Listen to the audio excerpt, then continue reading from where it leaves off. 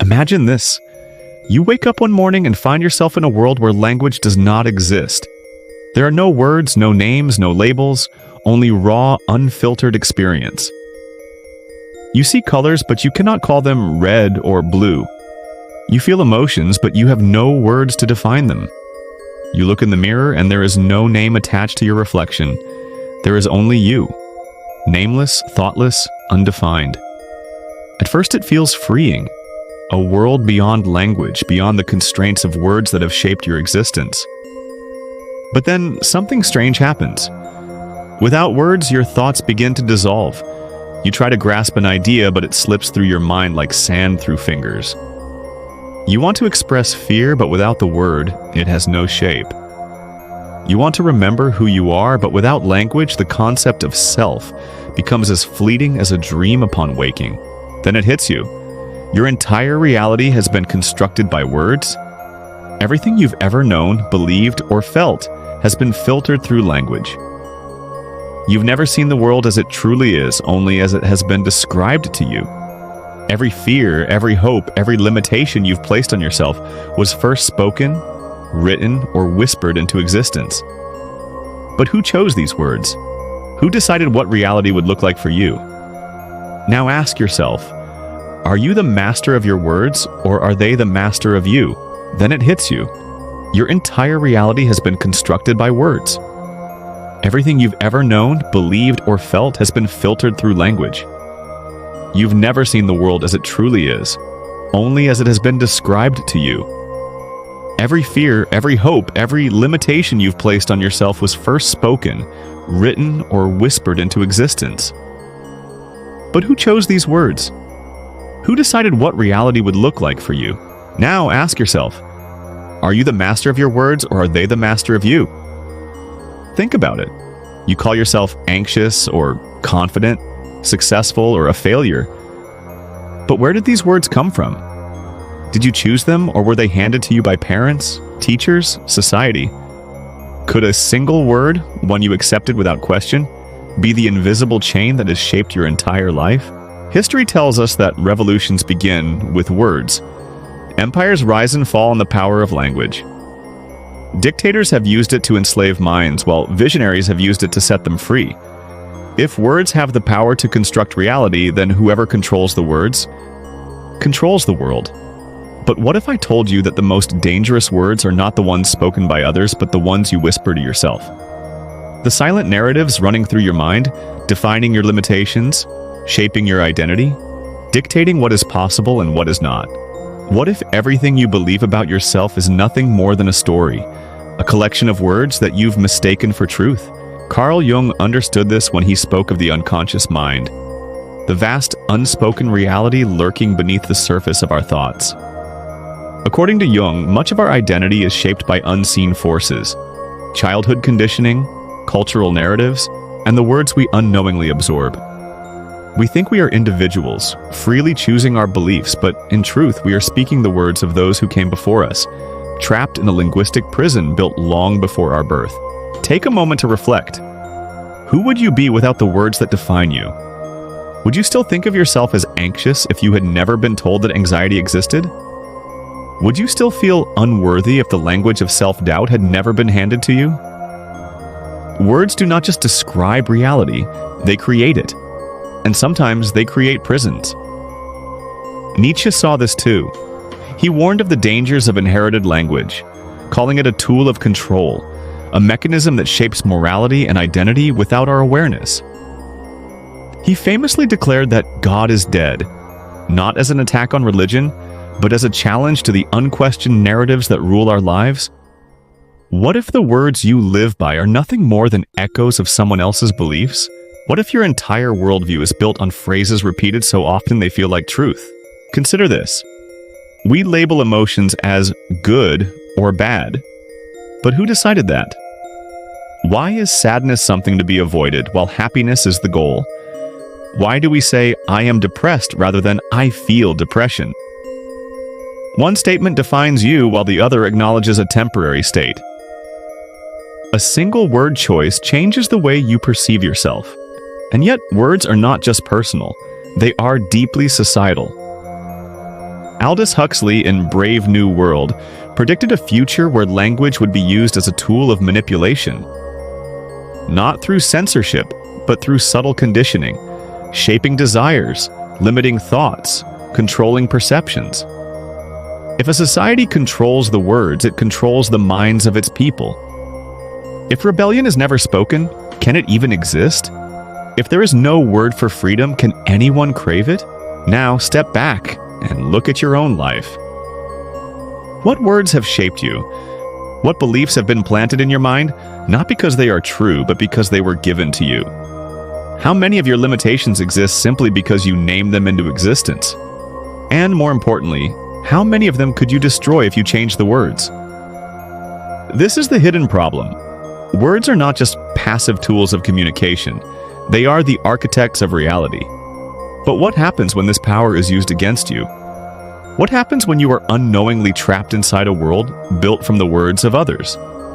Hold on to this thought, because the consequences are more terrifying than you realize. You don't see the bars of a prison when you've lived inside it your entire life. You don't question the shape of your reality when it has been defined for you since birth. But the truth is, words have been shaping your limitations long before you ever had the chance to resist them. They dictate not only how you think, but what you are capable of thinking. And the most dangerous part? You don't even realize it's happening. Imagine two people standing at the edge of a cliff. One looks at the height and whispers, "This is terrifying." The other looks at the same scene and says, "This is exhilarating." The reality is the same, but their words shape their experience. Now, imagine a child growing up being told they are stupid, lazy, or a failure. Those words aren't just descriptions, they become chains. The child doesn't just hear them, they internalize them. And over time, these words stop being something they hear from others and become the voice inside their own head. This is how words become fate. Psychologists call it linguistic relativity, the idea that language doesn't just describe the world, it structures your perception of it. Your brain does not store reality as raw data. It organizes it through the filter of language. This is why indigenous tribes with no word for left or right navigate using cardinal directions instead. They literally experience space differently than someone who speaks English. Your language isn't just something you use, it shapes the way your brain understands existence itself. Now, apply this to something even more personal: your identity. Think about the phrases you use to define yourself. I'm shy. I'm unlucky. I always mess things up. These statements seem harmless, but they are self-fulfilling prophecies. Neuroscience has shown that when you repeat a belief often enough, your brain rewires itself to make that belief a reality. Words create neural pathways, reinforcing habits, behaviors, and even emotions. If you constantly say, "I'm anxious," your brain strengthens that identity, until anxiety becomes a default state. But here's the part no one wants to admit.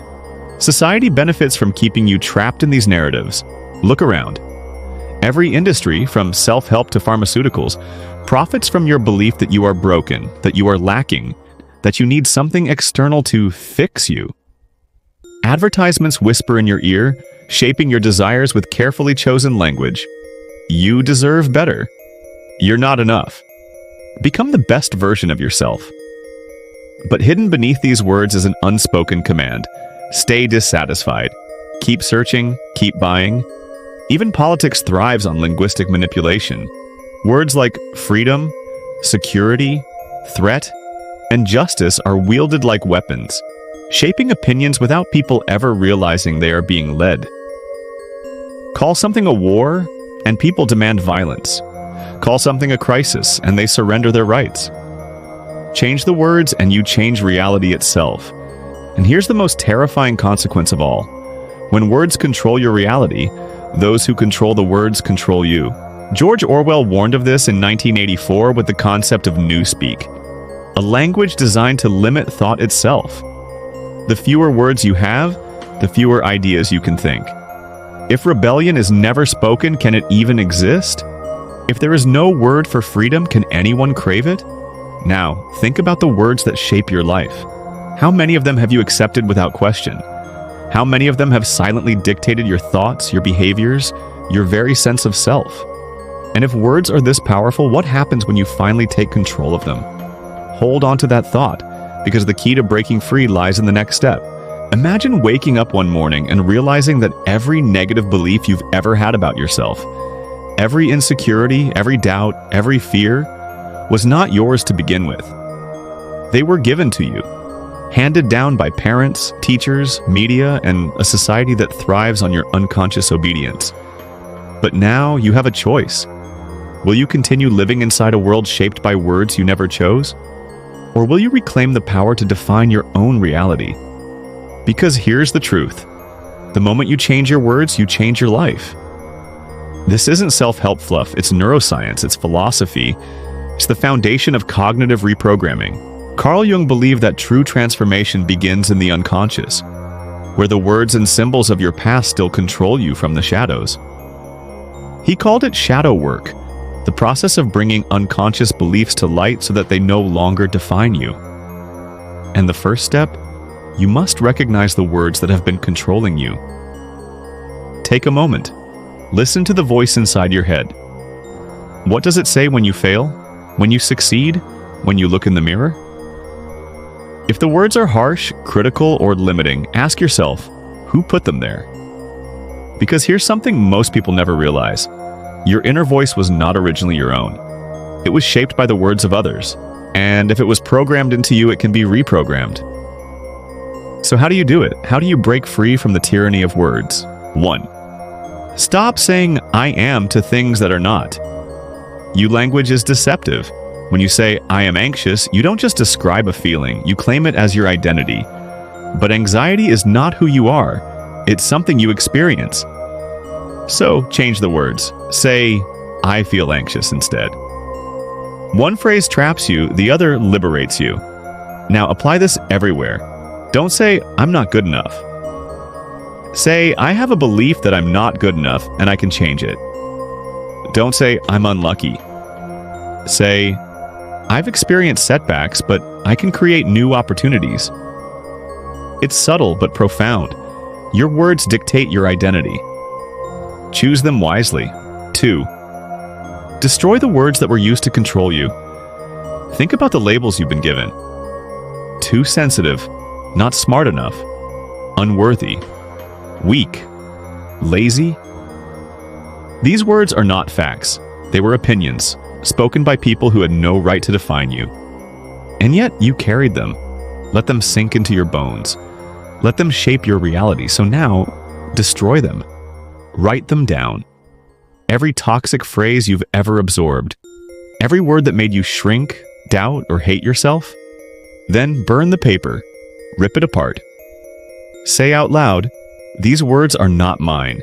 They do not define me. Because they don't. 3. Reclaim the words that shape your future. If words create reality, then the ones you choose today will determine the life you live tomorrow. So be intentional. Speak to yourself as if you are already the person you wish to become. Not as wishful thinking, but as reality-shaping truth. Nietzsche once said, become who you are. But to do that, you must first speak yourself into existence. So say it, not, I want to be confident, but I am becoming confident. Not, I wish I were strong, but I am building my strength. Not, I hope I succeed, but I am creating my success. Words are spells. What you repeat, you become. Now, and if you doubt this, just look at history. Revolutions begin with words. Movements rise on slogans. Entire civilizations are built upon language. The moment you take control of your words, you take control of your reality. So now, the question is no longer, how do words control you? The question is, what reality will you choose to create? Because the final revelation is coming. The deepest truth of all. And once you see it, you can never unsee it. Imagine standing at the edge of a world you once believed was unchangeable. A world where words controlled you, shaped your thoughts, dictated your limits. But now you see the truth. It was never the world that confined you. It was the language you used to describe it. And if that's true, then reality itself is far more fluid than you ever imagined. Here's the final revelation, the truth that few ever realize. Reality is not something you see. Reality is something you speak into existence. Every moment of your life, you are casting a spell with your words. This isn't mystical, it's psychological, neurological, and deeply philosophical. Your brain does not experience the world directly. It interprets it through language. The moment you change the words, you alter the perception. And the moment perception shifts, reality itself transforms. But this truth cuts both ways. Because if you can shape your reality, then others can shape it for you if you let them. What happens when you change the words? What happens when instead of saying, "I am broken," you say, "I am evolving"? What happens when instead of saying, "I have no control," you say, "I am reclaiming my power"? What happens when instead of saying, "Life is meaningless," you say, "I create my own meaning"? Words do not describe reality, they create it. This is why those who master words master their destiny. The great philosophers, the revolutionaries, the visionaries, every one of them understood that a single phrase could change the course of human history. Martin Luther King Jr. did not say, "I have a logical argument." He said, "I have a dream." And that dream, spoken into existence, became reality. So now, the final question, what words will you choose? Because your story is still being written, and the most powerful sentence of your life is the one you have yet to speak. Subscribe for more, and don't forget to like and make a comment. See you on the next video.